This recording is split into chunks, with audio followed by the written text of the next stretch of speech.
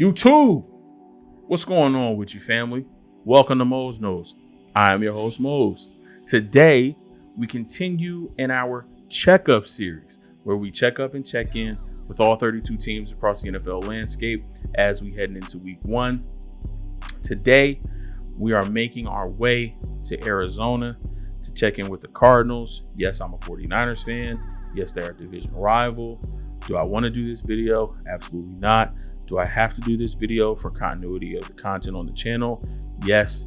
So let's not labor too long through this. Let's just get it done because I got to do it to just not show bias. Let's take a look at losses, additions. Then we'll look at starting offense and defense for this Arizona Cardinals team. Players that they lost. 1, Patrick Peterson. It's going to be really weird not seeing Pat Pete in a Cardinals jersey. That's going to be really weird. And I wish he would have went to a better team. I don't think the Vikings are going to be as good as they think they'll be. I have proof of it from my cousin Devin, my homie Scott. They're both Vikings fans. They don't like what they see going on with the organization right now either. So I wish he would have went to a better team, a team that, would be a winning team. But it's just going to be weird to not see P2 in a Cardinals uniform. Running back Kenyon Drake. That one doesn't hurt as much. I mean, he wasn't always a Cardinal. He came and spent some time there, but him not coming back, it's not that big of a deal. Linebacker Hassan Reddick, they decided to move on from him. He was a first-round pick of a different regime, and he just didn't fit with the defensive scheme that they had going on there in Arizona, so they decided to move on. Right guard J.R. Sweezy, linebacker Devondre Campbell, and I added wide receiver Trent Sherfield. He may not be a household name for y'all, but he's becoming a household name for me and all of the other 49er faithful out there. Trent Sherfield has come in to this 49ers organization, and he was brought in really to provide some juice for special teams. We need to find somebody a little bit more explosive, a little bit more consistent in the kick return and punt return game. And that was Trent Sherfield's specialty because of his speed and his elusiveness. He did pretty well in Arizona on special teams. So that's why we brought him in here. But Trent Sherfield has come in and said, look, yeah, I'm good at special teams, but I'm a good wide receiver too. And I'm going to prove it. And right now, it looks like Trent Sherfield is our wide receiver number 3. You'll see him lined up in the slot a lot this season with Deebo Samuel, Brandon Ayuk on the outside. I'm not going to give up too much information because I got the 49ers video coming a little bit later in this series. But I put his name on that list because he's made some waves in the 49ers camp. And to be able to play against the Arizona Cardinals, who didn't bring him back, and deal some damage to them, that's a good look. All right, sliding over to the additions this team made. Biggest addition, obviously, is J.J. Watt coming over from the Houston Texans. They released him, allowing him to seek his next destination. He said he wanted a winning program. He wants to be in playoff contention. Not to say that the Cardinals aren't a winning program, but you didn't pick the best team in the toughest division in football. So, it's not like you picked the Rams where you're on a defense with Aaron Donald and Jalen Ramsey. It's not like you picked the 49ers where you're on a defensive line with Nick Bosa and that has, Fred Warner in the linebacking core. You picked Arizona. So that was a head scratcher when it happened because he said he wanted to go to a winning program. He said he wanted to contend for a championship. Go to Baltimore. He could have went to Cleveland and been next to Myles Garrett instead of them getting Jadeveon Clowney. He could have went to Kansas City and been on the defensive line with Frank Clark and Chris Jones. He could have went to the Chargers and been on that defensive line next to Linval Joseph and Joey Bosa. He could have went to Buffalo. In a previous video on this series, I already talked about how stacked Buffalo's defensive line is without him. They 8 deep. Their second string could be their starters, and the defense wouldn't skip a beat. So, I mean, Arizona, okay. All right, JJ. Next addition, another big addition, especially for this offensive line, is center Rodney Hudson. We'll take a look and see how much that offensive line is improved with him there. They add running back James Conner, who comes over from Pittsburgh. They add another AFC North former player in AJ Green coming over from the Bengals. They add right guard Brian Winters, and then they also add corner Malcolm Butler. So they added some solid names. So we'll see how they fit in. Right now, as we jump over to starting offense for this Arizona Cardinals team, quarterback, we know we got Kyler Murray. He's our franchise quarterback. No change there. Behind him, although we did pick up James Conner, we have Chase Edmonds as the starting running back. He's been in this system longer. He knows the system a little bit better.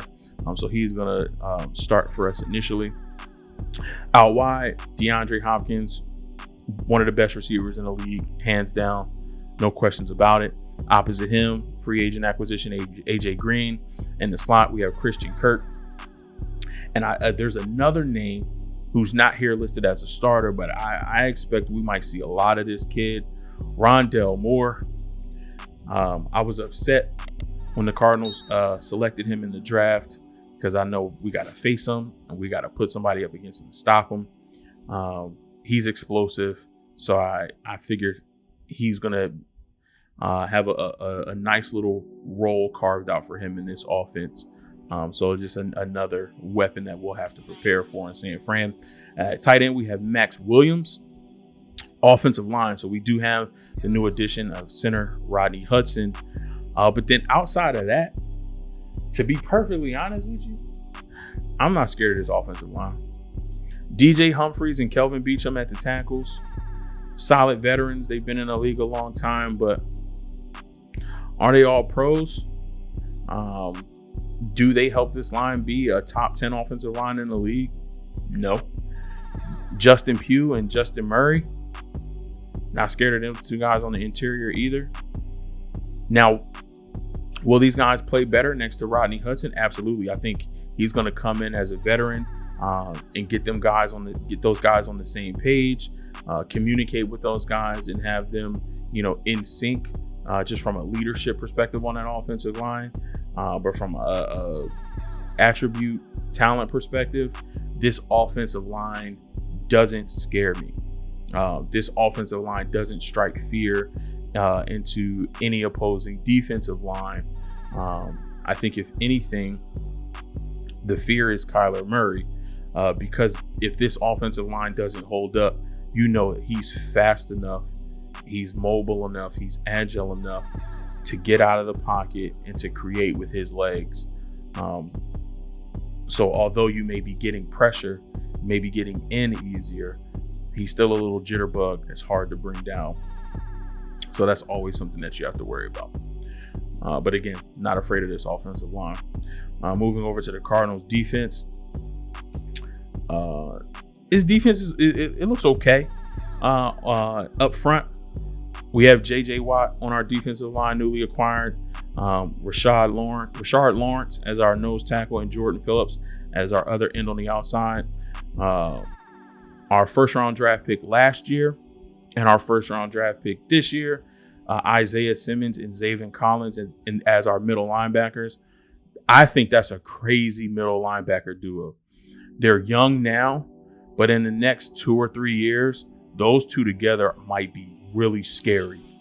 Really, really scary. They're crazy athletic. They're sideline to sideline. They can drop into coverage. They can blitz.